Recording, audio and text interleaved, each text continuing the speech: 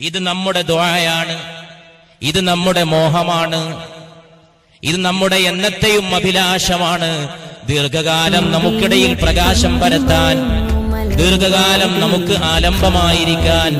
ദീർഘകാലം നമുക്ക് പിന്നാലെ ചെന്ന് അണിചേർന്ന് നിൽക്കാൻ, ദീർഘകാലം ഒരത്താണിയുടെ പിന്നാലെ ചുമടുമായിട്ട് ചെന്ന് നിൽക്കാൻ അല്ലാഹുവേ